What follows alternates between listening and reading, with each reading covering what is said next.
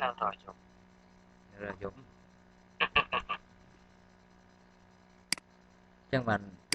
riêng cái bát chừng បាទដើរអនឡាញខ្លះហ្នឹង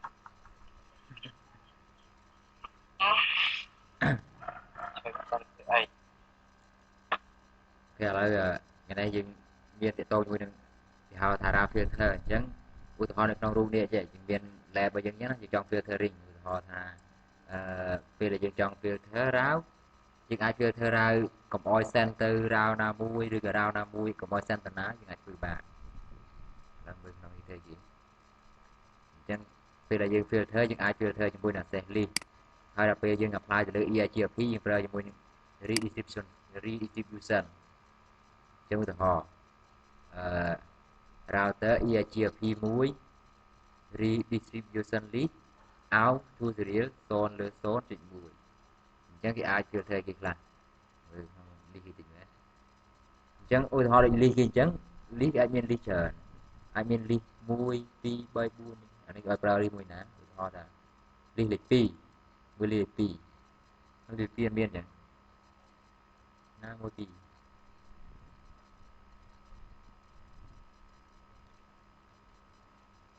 assembly lịch pi permit any ô cái nàyนี่คือ assembly លេខ2នេះ permit ND អញ្ចឹងដល់ពេលយើង apply លេខ2ចូលទៅគឺ row យើងទាំងអស់គឺ advertise ឲ្យគេទាំងអស់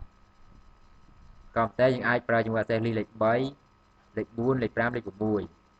ឧទាហរណ៍បើសិនជាយើងប្រើលេខ3គឺវា allow តាម network ដែលជា32.0/23ឥឡូវយើងទៅបើក row យើងឡើងវិញសិនបើក LAN វិញសិន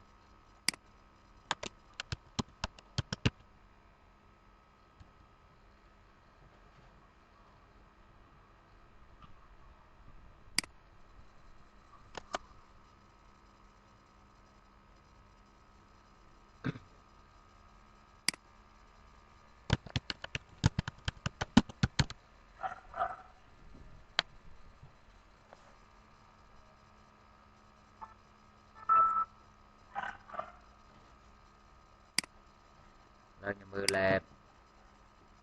បិទ lab នេះចូលសិន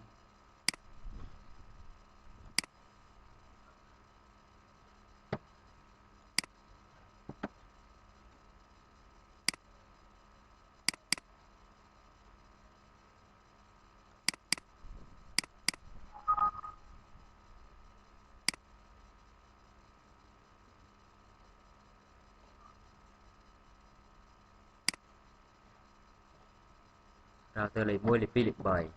ខេចាឥឡូវខ្ញុំលុបចូលទៀត1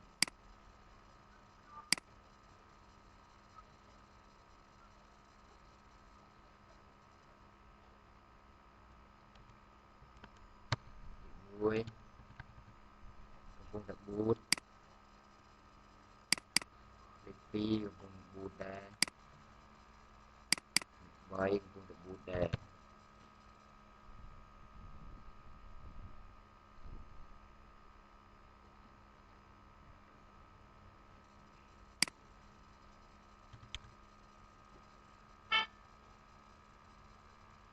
ហើយយើងទៅមើល topology យើងឡើងវិញ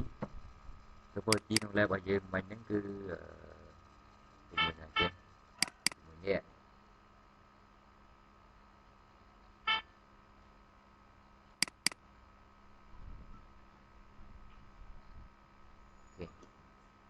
ចឹងនេះ topology របស់យើងគឺរូបចេះ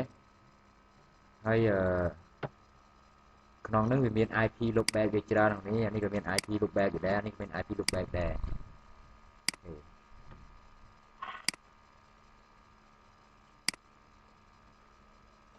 ដល់ boot ហើយrouter លេខ1 show IP route connected គេជាងនេះគឺ route ដែលមានលើ router លេខ1 show TCP neighbor ឥឡូវខ្ញុំបិទផ្លូវពី router លេខ1ទៅ router លេខ3បិទចោលកុំឲ្យវាស្គាល់គ្នា router លេខ1 router លេខ3 show TCP neighbor ចឹងនេះមានតែមួយលេខ1ទៅ3គឺ interface នេះបិទចោលកុំឲ្យដើរ serial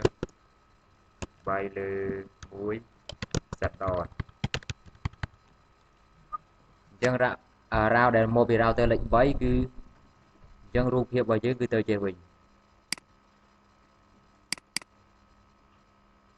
រូបភាពរបស់យើងគឺយើងបិទផ្លូវនេះចោលហើយ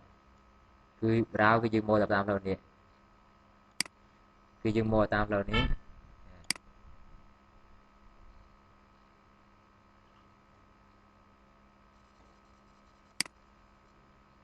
ចូលនេះលេខគូអូខេនេះអញ្ចឹងចូលនេះតាម10គូវា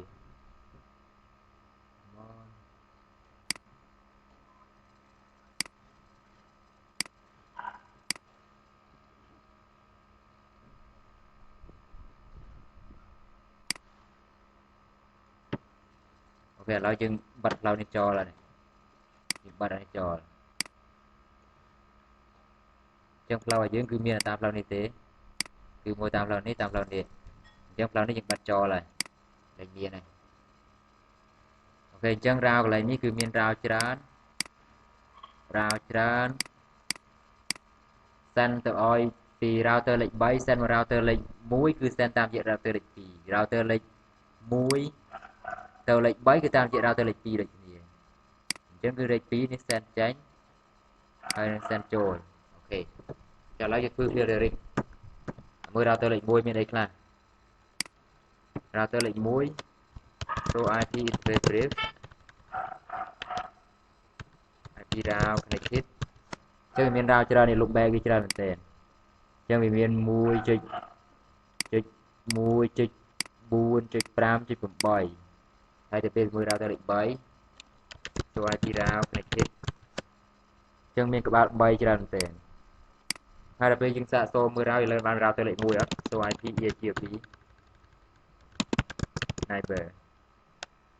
show IP route EAGP អញ្ចឹងនេះគឺ route ដែលលើបានពី router លេខ1គឺមាន3ហើយនឹងបានពី router លេខ2គឺ3អូខេឥឡូវគោលបំណងរបស់ខ្ញុំគឺខ្ញុំចង់ឲ្យroute មានតែ route ដែល route ពី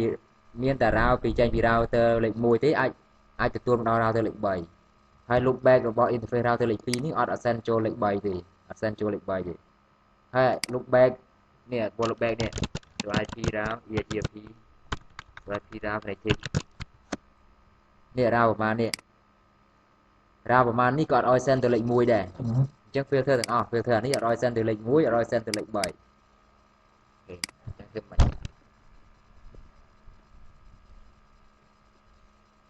ឥឡូវចាប់ដើម filter វាអញ្ចឹង filter នេះកុំឲ្យ send ទៅលេខ3ហើយលេខ1អញ្ចឹង configure terminal access list ឧទាហរណ៍ថាលេខ10ចុះ permit network របស់យើងគឺ10.1.2.0 permit ឬក៏ deny របស់យើងអត់ចង់ឲ្យ send permit ឬ deny គឺយើង deny តើឥឡូវយើងធ្វើ access list ធម្មតាសិនយើងកំពុងដល់ advanced feature ឥឡូវខ្ញុំដាក់ deny វាអញ្ចឹងខ្ញុំ deny តែ2នេះទេ deny តែមួយខាងលើនេះហើយយើងនៅមួយនេះ25 21 deny ចោលទុក29មួយអញ្ចឹងwildcard mask វាគឺ 0.0.0.3 អូខេdeny ទៅ យើងដាក់សាថ្មីកន្លែងនេះដូរទៅ deny វិញយើងអត់ឲ្យវា advertise ទៅលេខ3លេខ4ទេអត់ឲ្យ advertise ទៅលេខ1លេខ3 deny access list លេខ10 deny 10.1.2.4 0.0.0.3 អូខេទៅមកទៀតខ្ញុំកាត់ access list មួយទៀត access list មួយទៀតគឺយើង deny ទាំងអស់ deny តង់3 access list ហ្នឹងឥឡូវខ្ញុំដាក់ទៅទៀតឥឡូវ deny បាន2ហើយយើងកាត់ access list ក្រោយទៀត access list លេខ10 permit any បើ permit any គឺ route ដែលពីបាន deny បើមួយក៏អត់ allow ទេអូខេឥឡូវចូលសិន config router EIGRP លេខ1លេខ100លេខ1 ISO IP protocol ចឹង EIGRP របស់យើងលេខ100សំទោសចឹងលេខ1ខុស100 redistribution list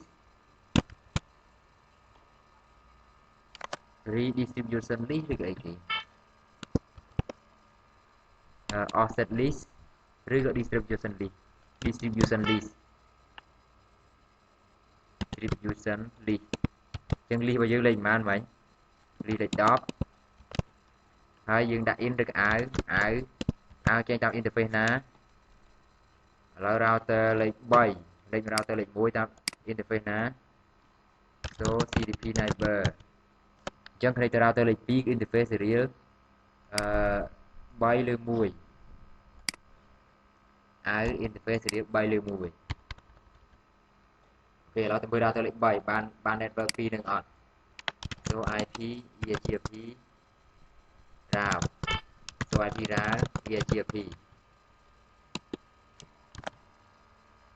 អានេះនៅឡើយទេចាំបន្តិច full restart synchronize អូខេចឹងឃើញបាត់អា2នឹងមិញហ៎គឺនៅតែមួយទេនេះឥឡូវនេះមិញគឺបាត់ហើយនេះលើ2នេះដោយសារយើង filter ចេញពី router លេខ2យើងឲ្យវា center ទេហើយដល់ពេល filter វាដាក់ថា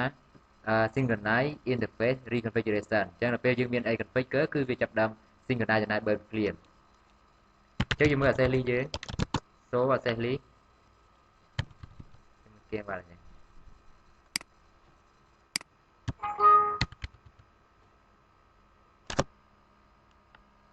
គេ router ខ្ញុំក៏ដែរដាក់ internet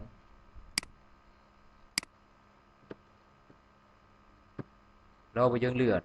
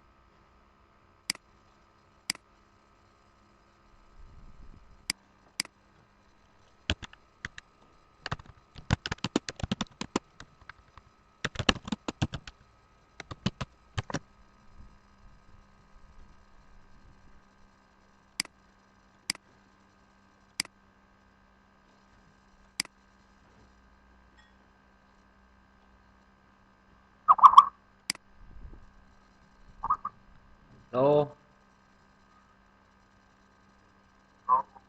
តាមហើយ DG ឥឡូវខ្ញុំមិនដល់ណាទេមិនធ្វើ list ចូលឡើងដាច់ router ដាច់ internet សោះ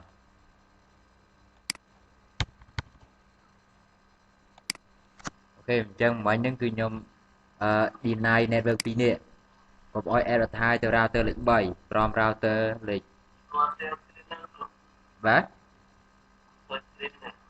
អត់ឃើញ screen ហើយ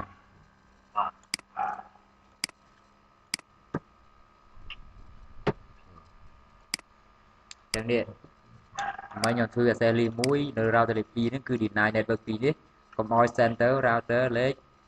3អញ្ចឹងហើយយើងយក apply វាយើងយកទៅ apply ទៅលើ process router EIGRP ហើយដាក់ redistribution list មក distribution list យើងដាក់ list លេខរបស់យើងលេខ10នេះហើយចេញតាម serial គឺ serial ដែលចេញទៅ router លេខ3អញ្ចឹងគឺវានឹង disable network 2នេះឲ្យចូលទេអញ្ចឹងទៅមើល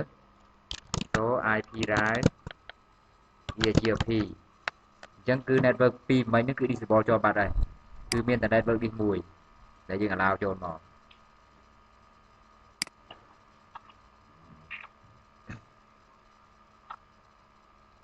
ហើយឥឡូវបើសិនជាខ្ញុំចង់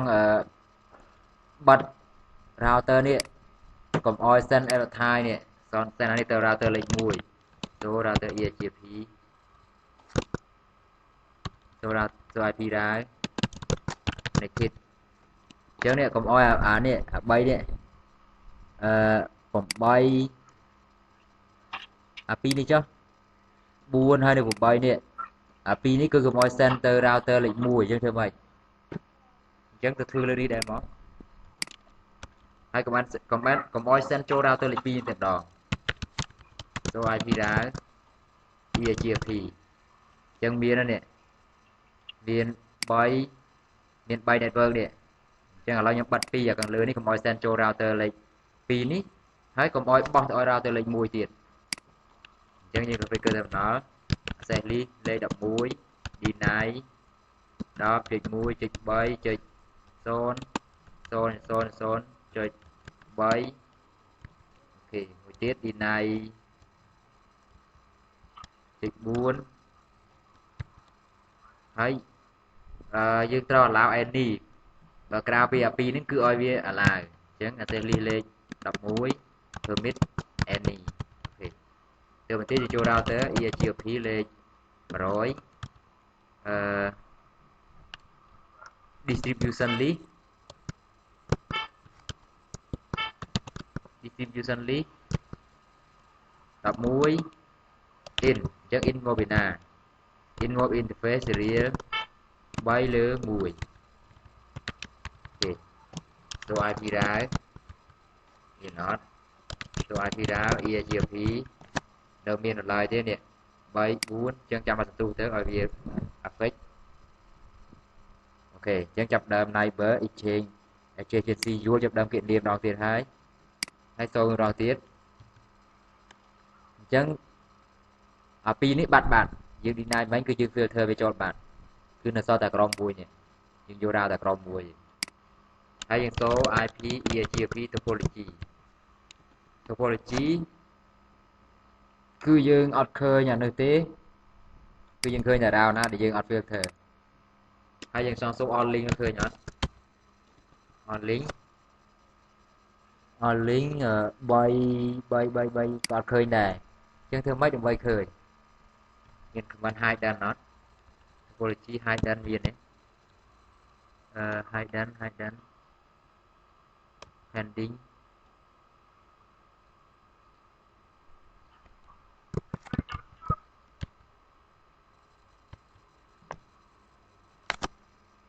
មាន command ណាដែលយើងមើលចង់មើលfilter list so EIGRP protocol EIGRP protocol គឺយើងមើលយើងមាន filter list អត់ឡើងណា filter list អត់ឃើញមានអត់មាន so IP protocol គឺយើងប្រើប្រាស់ EIGRP នេះEIGRP update filter list all not set serial អូខេនេះ filter ហ្នឹងមែនទេយើង serial 3 គឺ filter by access list លេខ11 serial 33 filter by access list លេខ10អូខេអញ្ចឹងអញ្ចឹងគឺយើងមានន័យថាយើងឃើញមាន list យើងគឺ apply គឺយើង apply ទី1គឺ incoming update ទី2គឺ outgoing update អញ្ចឹង outgoing គឺយើង apply ទៅលើ interface serial 3លើ1ហើយប្រើ list លេខ10ដល់ពេល incoming គឺយើងប្រើ list លេខ11ចុះឥឡូវឧទាហរណ៍ថាខ្ញុំចង់ combine អាពីរនឹងចូលគ្នា combine អាពីរនឹងចូលគ្នាតែម្ដងឧទាហរណ៍មិនចូល access list access list មាន access list យើងបាច់បាននេះអានេះ access list ទី1 access list ទី2អញ្ចឹងគឺមិនបើខ្ញុំចង់ apply ពីរនេះគឺទៅនៅក្នុងសម្រាប់ទាំងអស់ទាំង apply ទៅលើទាំងមូលតែម្ដងអញ្ចឹងយើងលុបចោលវិញឥឡូវចូលទៅ so running being router EIGRP EIGRP 100អូខេអញ្ចឹងយើងសូអានេះគឺសូមួយ section ដែលចាប់ដើមដោយ router EIGRP 100អូខេអញ្ចឹង trigger terminal router EIGRP 100លុបអាពីរនេះចោលវិញ no លុបចោល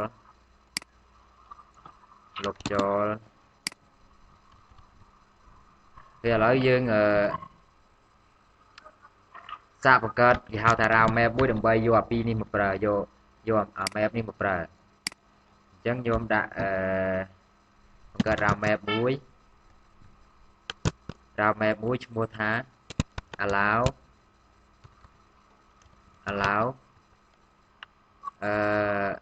out R3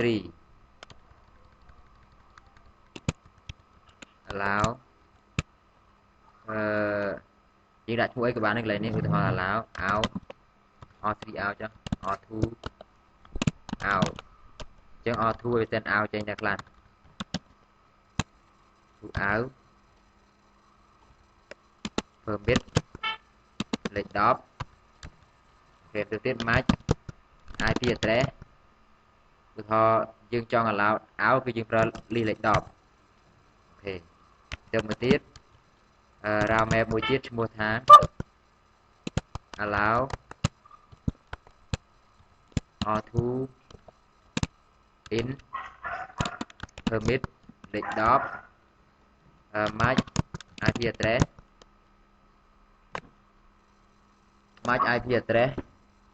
លេខ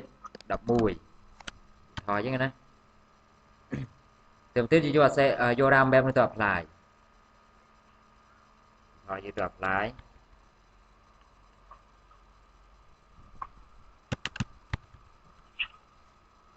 so running being route map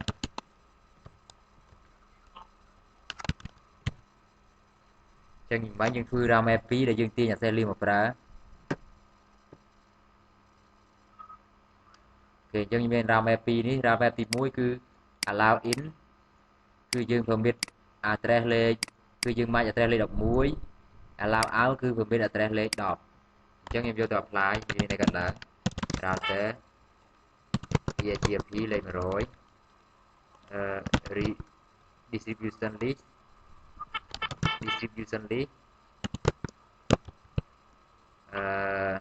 យើងឃើញមានពាក្យ route map ហ្នឹងណា route map ដាក់ route map យើងមកឧទាហរណ៍ថា route map នេះ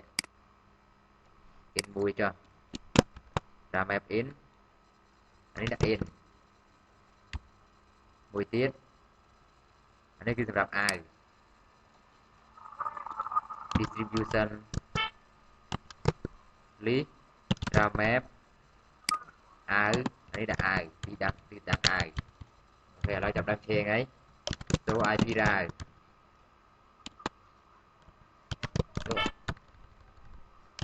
so IP route EIGRP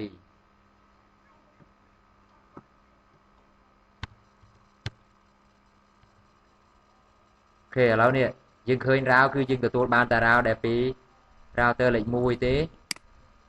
ហើយ route មួយទៀតគឺ route មកពី router លេខ3តែបាន1ដែរនៅសល់1នេះហើយឥឡូវទៅមើលនៅ router លេខ2លេខ3 IP route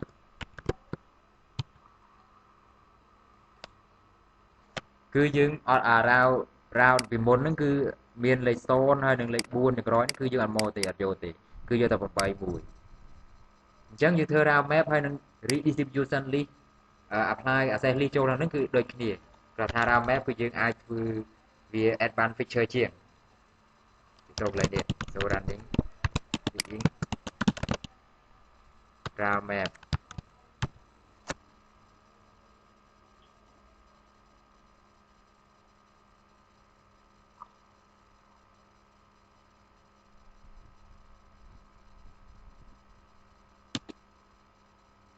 ចឹង round map នេះគឺភាគច្រើនពេញនិយមគេពេញនិយមប្រើ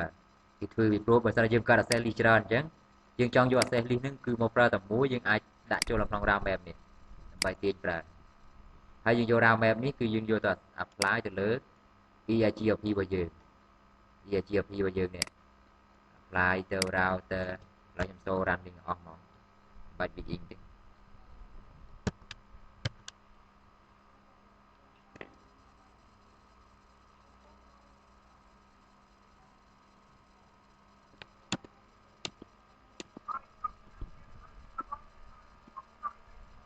ពេលនេះ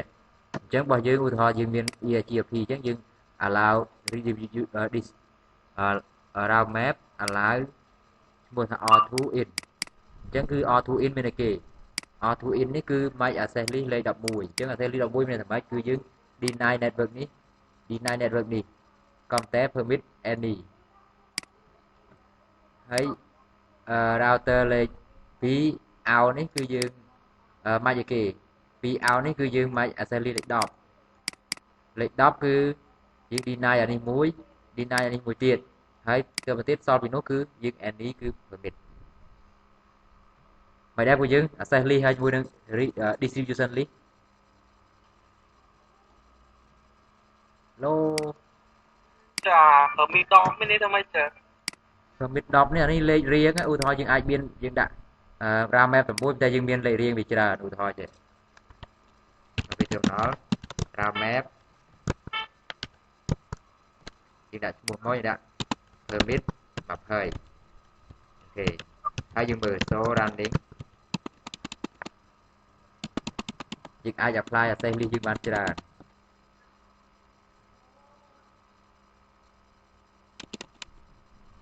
ណាយើងអាច permit 10គឺយើង match ប៉ុណ្ណេះទៅមកទៀត access list RAM map យើងតែមួយទេតែយើង permit 20អញ្ចឹង20ហ្នឹងជាលេខ sequence របស់វាឯងយើងអាចដាក់ match ខាងក្រោមទៀតមកតែអានេះគឺយើង any អញ្ចឹងគឺ all ហើយ permit ទៅទេអញ្ចឹងមានន័យថា match all so Akira អញ្ចឹងយើងអាចដាក់ match យើងដាក់អានេះឧទាហរណ៍យើងមាន access list ច្រើនអញ្ចឹងយើងអាចដាក់10 20យើងទៅលេខរៀងវាណាបានច្រើនហើយយើងទៅពេលយើងយកទៅ apply យកតែអានេះតែមួយទៅទេយកតែអានេះមួយទៅ apply នៅលើ EIGRP យើងទៅគឺយើងអាក្រមនេះគឺ match ទាំងអស់10 20 30 40នេះគឺ match ទាំងអស់ទេម្ដងមិនដែរទេណាហើយ ចុងថ្ងៃនេះស្មានតែចូលតាមលាកតែចូលមកទាំងអស់គ្នាឯងបាត់រំកងមួយ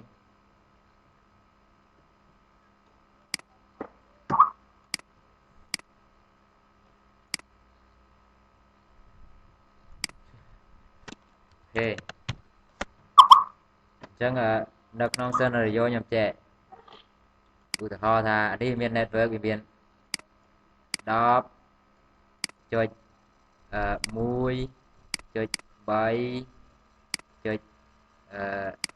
ន/30ហើយនៅរីទៀតគឺ10.1.3.4/30ទៀត10.1.8/30លុបបែលជឿអាហ្នឹងឯងលុបបែកឧទាហរណ៍នេះអានេះមាន10.1.2.0/30ហើយនេះ10.1.4.2 rồi 2.4/30លុបនេះចោល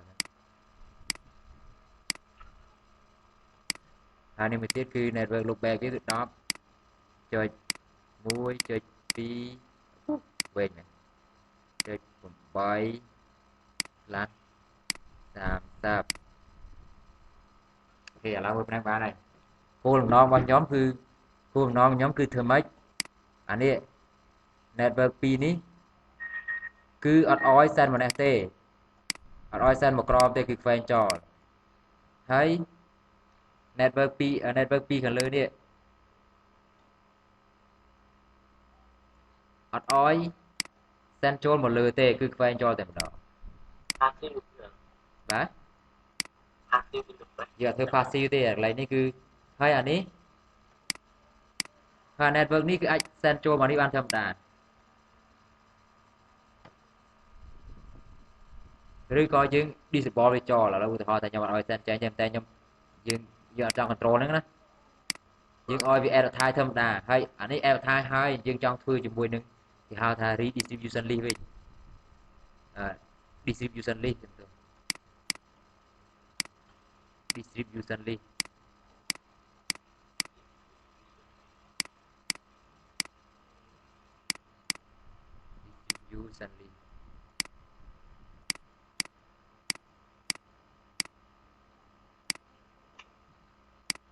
យើងប្រើជាមួយ distribution list ចឹងមានន័យថាយើង filter ជាមួយនឹង access list ហើយឬក៏ route map ចឹងទី1ការងាររបស់យើងគឺយើងបង្កើតaccess list មួយដែល match អាពីរនេះអញ្ចឹងខ្ញុំកើត access list 10 match 10 ចុច deny អានេះចោលកុំឲ្យមកនេះអញ្ចឹងដូចរបស់យើងមើលទី1ខ្ញុំកើត access list ទី1គឺ deny ចោល deny 10 deny 10.4 ក្រៅពីហ្នឹងគឺ permit any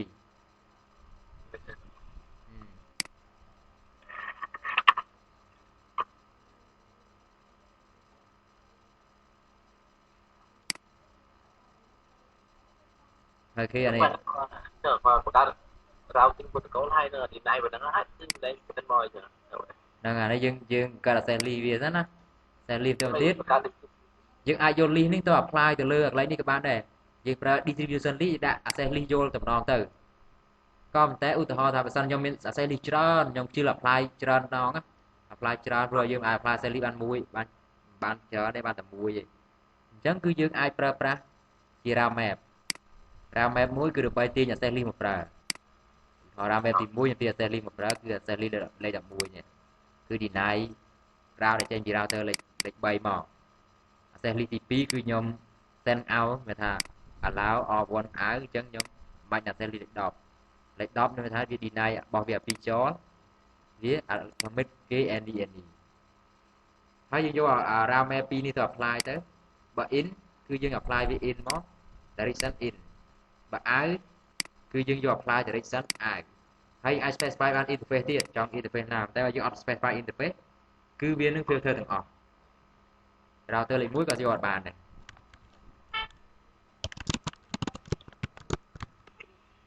ហ្នឹងនេះតែកុំឲ្យគេ send មកអីចឹងហ្នឹងហើយ in ហ្នឹងគឺយើងការពារកុំឲ្យគេ send ចូលយើងout ហ្នឹងគឺយើង send ការពារកុំឲ្យយើង send ទៅគេយើងអាច limit របស់យើងបាន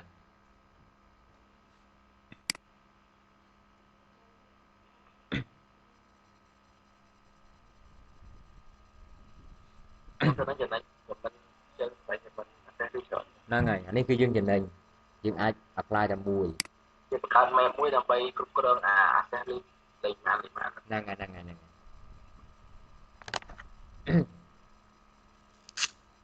មិនដែរព្រោះយើងយល់ខ្លះដែរបាទអាហ្នឹងគឺគេប្រើច្រើនណាស់នៅក្នុងប្រឡងគឺចេញ access list នឹងដែរអា filter map អីហ្នឹងដែរត្រូវចេះធ្វើ access list map ហ្នឹងព្រោះក្នុង lab គឺអានេះមានទេក្នុង lab ច្រើននៅកំពូលគឺសម្បូរហ្មងធ្វើ access list map ចឹង map ឡើងគឺយើង access list មាន filter traffic ណាគឺយើង filter route កុំឲ្យគេ advertise ចូលមកយើងបាទអានេះមិនទាក់ទងកំណត់ speed ទេហ្នឹងហើយយើងអាចយកទៅធ្វើអីក៏បានដែរ route map ហ្នឹងយើងទៅ apply នៅក្នុង QoS apply ក្នុងអីក៏បានដែរតែក្នុងគោលដៅរបស់យើងយក route map មក apply ទាក់ទងជាមួយនឹងការ advertise និង advertise route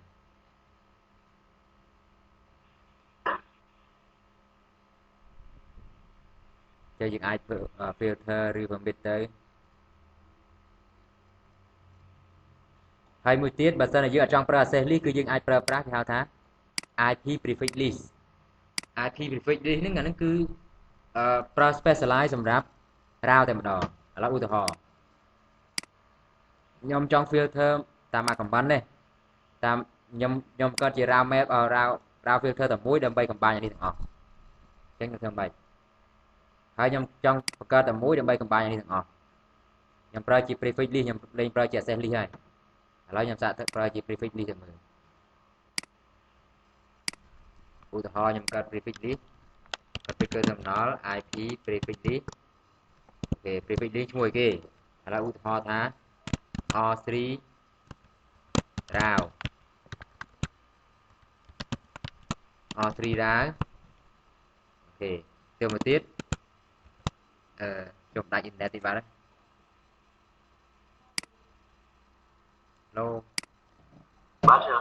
មិនដាច់អ៊ីនធឺណិតបាទអូខេឥឡូវខ្ញុំដាក់ R3 route ខ្ញុំ permit ខ្ញុំដាក់ permit វាណា permit ឬ deny ក៏បានដែរឥឡូវឧទាហរណ៍ថាយើងដាក់ permit សិនចុះដាក់ deny ហ្មងអត់ deny ទាំងអស់ deny ទុំយឺតមែនអ៊ីនធឺណិតខ្ញុំទឹកខ្ញុំតែដាច់ទៀតណាបាទ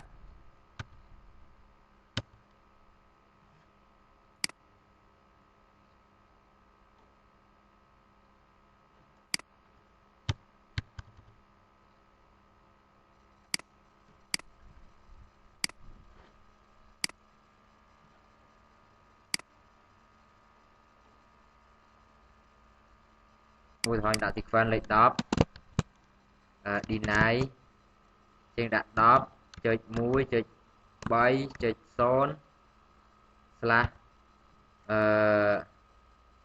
24 slash 24ណាហើយទៅមកទៀតយើងដាក់ថា greater or ឬក៏ less ឥឡូវយើងដាក់ថា 30 ចឹងមានន័យថាម៉េចកន្លែងខ្ញុំធ្វើផ្នែកឥឡូវខ្ញុំកើត access list មួយគឺ deny deny IP 10.1.3/24 less or equal 30 ចឹងមានន័យថាម៉េច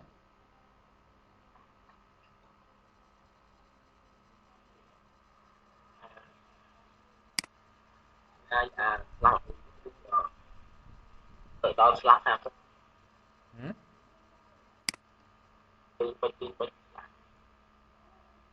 មានន័យថាម៉េច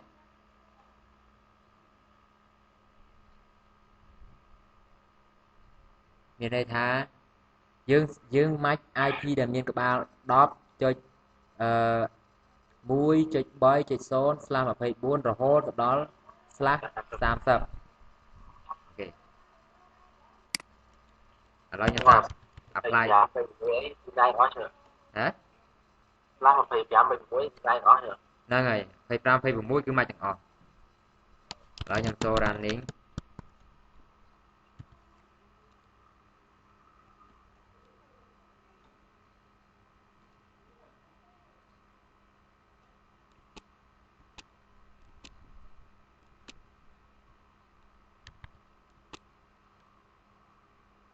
ឥឡូវរបស់ខ្ញុំនៅតាណាមិញនេះអានេះចឹងអានេះខ្ញុំលុបវាចោលវិញសិនកុំឲ្យវាប៉ះពាល់វាគឺ terminal no ចឹងលុបអានេះចោលណាគេចឹង no អានេះមួយទៀតបាត់អានេះចោលមួយទៀតthìឥឡូវយើងបានវិញដែរទៅ IP route ណាវិញអស់ហើយណាទៅ IP route DHCP នេះរបស់យើងមិញយើងបាត់អាពីនេះឥឡូវខ្ញុំសារ apply list មិញយើងចូលអា prefix list នេះមិញចូលវាគឺ terminal router EIGRP 100 distribution list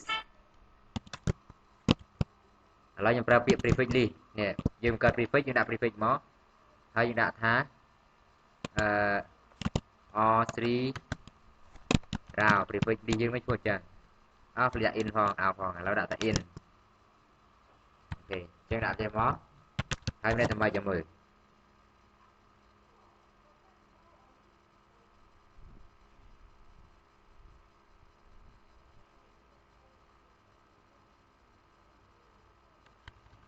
ok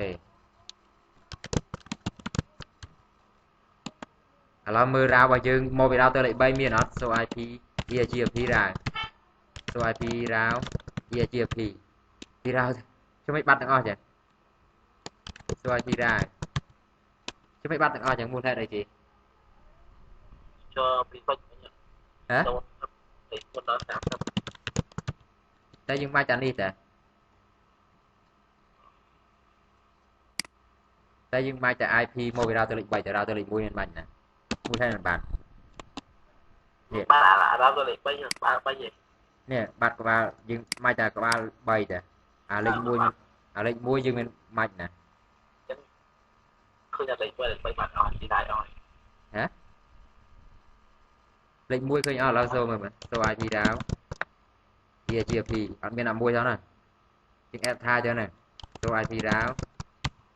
เนี่ยโซ่ IP ราวเลขทิศเมียนอต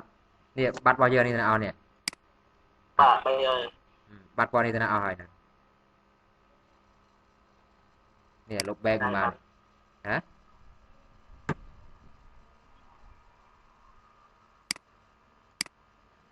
เจิงโดยซาเนี่ยโดยซา prefix របស់យើង deny យក deny គឺយើង sequence លេខ10còn តែយើងដោយ access link អញ្ចឹងអានេះគឺយើង deny គឺបើយើងអត់មាន permit any ក្រមគឺ deny អស់ហើយយល់ទេអានេះដោយ access link អញ្ចឹងយើងចង់ធ្វើវាគឺយើង deny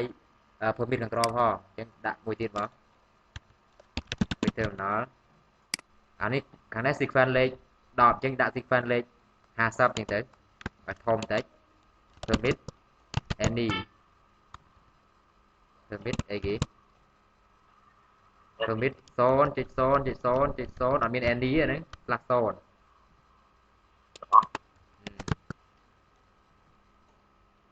32ចឹងនេះថាម៉េចឥឡូវសូមដល់ទៀត so running cho là quân thì việc phân đấy rồi ហ៎ là quân 50 việc phân sequence គឺមើលតាមលំដាប់ឥឡូវយើងមើលរបស់វាមួយដំបូង sequence លេខ10វាមើល sequence លេខ10នេះថាម៉េចគឺវា deny អានេះចោលទៅមកទៀតវាមើល sequence តទៀតលេខ20លេខ30នេះណាវាមាន50មួយទៀតអញ្ចឹងមើល50មួយទៀត50នេះថាម៉េច permit 000គឺ slash លេខ n equal 32អញ្ចឹងមានន័យថាយើង allow ទាំងអស់លេខអានេះគឺយើង allow ឥឡូវមានរាវចូលវិញអត់ swipe ពីរាវ EGP ឃើញមកវិញទៅនេះរាវដែលមកចេញពីរាវទៅលេខ1គឺយើងមកវិញបានហើយអានេះគេហៅថា prefix list អញ្ចឹង prefix list យើងអាចដាក់យើងបើសិនជាយើងអត់ដាក់អាក្រោយនេះគឺវាឧទាហរណ៍ /24 គឺបាច់ /24 ឥឡូវខ្ញុំដាក់មួយទៀតខ្ញុំដាក់កណ្ដាលនេះខ្ញុំដាក់20មកតែ IP អានេះមួយទេមកតែម្រែងនេះ /8 ហ្នឹងទេបាច់ equal ទេបាច់តែមួយហ្នឹងបានហើយបាត់អានឹងចោល terminal ខ្ញុំបាត់ចោលឥឡូវនេះ sequence របស់យើងមាន10ណាឥឡូវដាក់20មួយទៀតដាក់20 lâu rồi លឺហ៎ឡូឥឡូវដាក់20ខ្ញុំបាច់អានេះចូលមួយនេះបាច់អានេះមួយទេហើយនឹងទៀត show IP រ៉ាវមាន3នឹងអត់ show IP រ៉ាវ EGP ចាំតិចវាហើយជាវានៅចាំតិច show running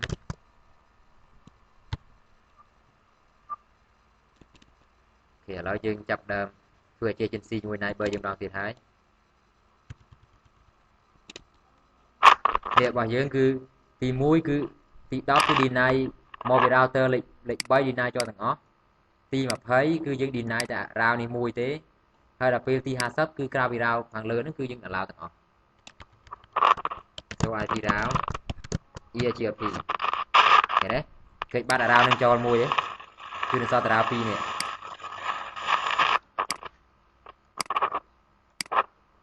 ចំណារ៉ាក៏អើយទៅ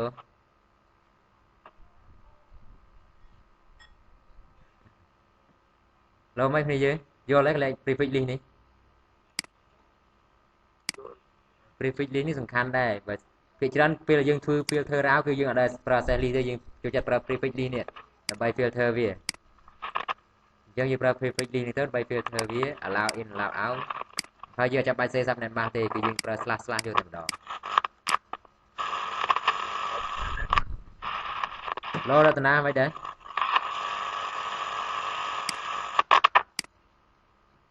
ណាព្យាយាមនិយាយអឿនមិនអត់លឺអញ្ចឹងអឿនBuông xạ cả បាទ buông bật xạ cả សាកា để nó soi và tạo xạ cả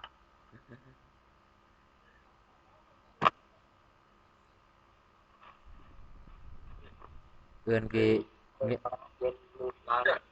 chắc là bạn ấy distribute viewបន្ទាប់ពីវាយ comment ដល់ AGP អានេះអានេះ distribution list មានន័យថា list ដែលយើង apply ដើម្បីយើង allow in ឬ out ណានៅក្នុង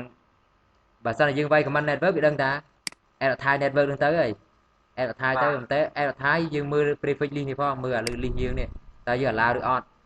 បើ list នេះ allow គឺវាទៅបើអត់ allow ទេគឺអត់ឲ្យទៅទេ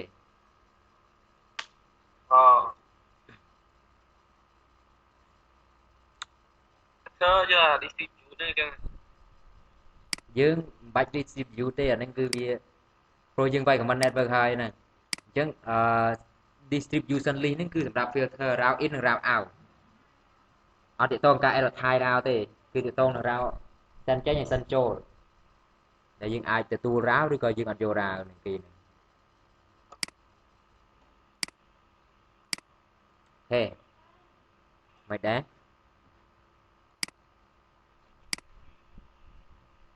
អញ្ចឹងនេះយើងអាចប្រើ distribution list ចឹងទៅតាមគេក៏បាន distribution list នេះគឺយើងមិនយើងវាយ command ជាមួយ IP prefix list ឈ្មោះរបស់យើងឈ្មោះ prefix list ហ្នឹងឈ្មោះឲ្យគេចឹងទៅ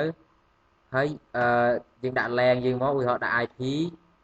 slash វាប្រមាណ slash 24 slash ប្រមាណហើយយើងមានពាក្យ GE ឬក៏ LE GE មានន័យថា greater មានន័យថា GE គឺចាប់ពីនេះឡើងទៅ LE មានន័យថា less than មានន័យថាចាប់ពីចុះក្របឡើងមកអញ្ចឹងយើងអាចប្រើ GE ជាមួយនឹង greater បូកជាមួយគ្នាក៏បានដែរអញ្ចឹង GE មានន័យថា greater មានថាធំជាងធំពីនេះទៅអញ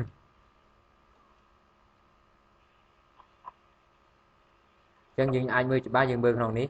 គេមានប្រាប់យើងអានេះគឺ default route អានេះគឺ all route មកទាំងអស់អានេះគឺអត់ត្រូវ route ណាមួយទេ route នេះគឺតូចជាង slash តូចជាងឬស្មើ slash 23ចុះក្រោមដល់8នេះគឺយើងយកអានេះគឺធំជាង slash 24រហូតដល់24អញ្ចឹងគឺយកតែ slash 24មួយទេអានេះ greater or equal slash 9អញ្ចឹងមានន័យថាយើងយកពី slash 9ឡើងទៅលើ slash 8យើងអត់យកទេអានេះគឺយើងយក slash 9យកតែមួយទេអានេះគឺយើងយក slash 8យកតែមួយដែរ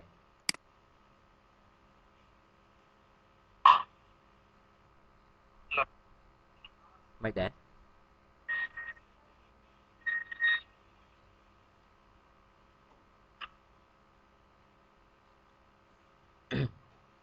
ហើយយើងអាចប្រើជំនួយដូចខ្ញុំមិញខ្ញុំប្រើ RAM map ជំនួយដើម្បីយើងកុំជិះសរសេរនឹងច្រើនយើងអាចប្រើ RAM map ជំនួយមកអញ្ចឹង RAM map គឺយើងទៅស្រួលសរសេរគឺយើងអាចដាក់ permit deny 8អញ្ចឹង permit 17អញ្ចឹងគឺ RAM map តែមួយនេះយើងអាចមាន permit ផង deny ផងច្រើនចូលគ្នាដាក់ច្រើនចូលគ្នាបានតែម្ដងអូខេឥឡូវពួកយើងសាករៀនធ្វើតាមនេះតិចតួចមកយើងធ្វើរៀនធ្វើ filter រៀនធ្វើអីមើលខ្លួនឯងតិចមកprefix ចាំស្អែកchoខ្ញុំសួរយើងឲ្យយើងតេស្តមើលម្នាក់មួយណាឲ្យមើលប៉ុណ្ណឹងសិនចឹងស្អែកដាក់សំណួរនេះមួយរៀនធ្វើ prefix នេះហ្នឹងអូខេបាទអូខេចឹងសម្រាប់ហ្នឹងណាបាទអូខេបាទ Hello បាទលឿច្បាស់អឿនលឿអត់ទេដាក់ទូរស័ព្ទចុះអឿនដាក់ទូរស័ព្ទចឹងពីយូរទៅសាប់គាត់អត់ថ្មសាកថ្មដែរ cơ chưa បាទ cho មិនដែរ vì kênh chơi à vì anh là server reboot theo cho អានេះ IP EC VPN ហ្នឹងឯង bạn nhóm đọc cho mình cơ anh đấy ចាំខ្ញុំអត់បានតែមើលដែរ document ហ្នឹងដើរអត់ bạn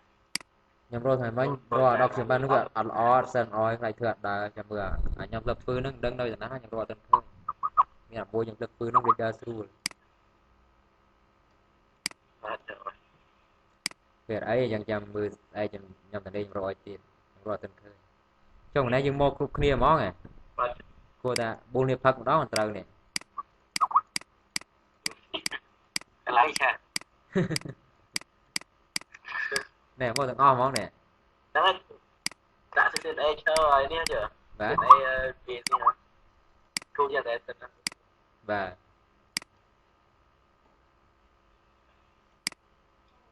ồ từ រតនាជងលយនេះនោះលូពេញហ្នឹង lưu